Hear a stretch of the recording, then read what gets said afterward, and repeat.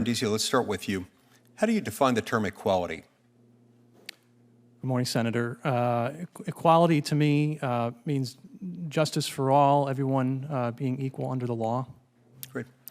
It was a topic of the Equality Act. Equality is something that we as Americans generally aspire toward, especially when it's equality and liberty counterbalancing each other. Is it equal? Is it consistent with your concept of equality to require a female inmate to share prison quarters with a biologically male inmate? Senator, I want to be careful because I am a sitting court judge and a district court nominee, and I don't want to influence a potential issue that could come before me as a judge. Make no mistake, I'm not asking you to prejudge any determination, any case that could come before you. Just asking that broad question. Senator, these are very contested issues right now in our country, and I know that there are a number of court cases, specifically in New York State, where I am a sitting court judge on this particular issue that are working their way through the trial courts. So it wouldn't be appropriate for me to weigh in on that issue that could come before me. I understand, but as a recent member of Congress, you have weighed in by co-sponsoring the Equality Act, and the Equality Act, as I read it, would require that. How about sharing locker rooms, a female student being required in a school setting to share a locker room with biological males? Senator, I sponsored a number of pieces of legislation when I was a member of Congress. I have over 4 years ago, given up that title as policymaker and have transitioned to a neutral arbiter sitting in state court currently. The safety of children is the utmost importance to me. I just don't think it would be appropriate for me as a sitting court judge to weigh in on an issue because these are specific issues that are working their ways through the courts right now. Well, they're not working their way through the courts because this bill has not become a law. It's pending here. But let's move on to a more core legal issue. Parental rights. How do you define, how are parental rights under federal constitutional law defined?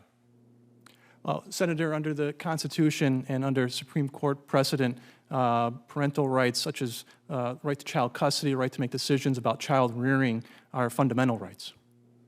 Yes, fundamental rights and rights that under the Equality Act would be truncated in many circumstances. If the Equality Act were to pass into law, could and would result in potentially termination of parental rights, removal of a child from the custodial possession of the parents under those circumstances. How do you reconcile that with Troxel v. Granville and its progeny? Senator, I can tell you that if I'm fortunate enough to be confirmed as a district court judge, I will follow the Constitution, I will follow the precedent that has been set forth by the Supreme Court and the Second Circuit on these matters if I am confirmed. Did you apply a different standard, a different level of constitutional review as a member of the U.S. House of Representatives than you would apply as a U.S. district judge? Senator, as a district court judge, my role, as I see it, would be to listen to the arguments from both sides before rendering any decision and making sure that I follow statutory law, constitutional law, and the precedent of the Supreme Court. Mr. Desai, let's move to you for a moment. What's your understanding of Congress's power under the Commerce Clause?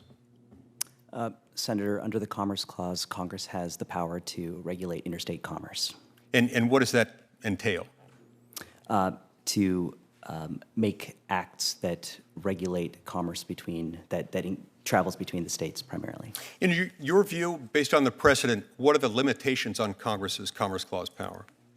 Senator, in my 17-year career as a commercial litigator, in-house general counsel, and in-house litigation counsel, I have not encountered or litigated this specific issue.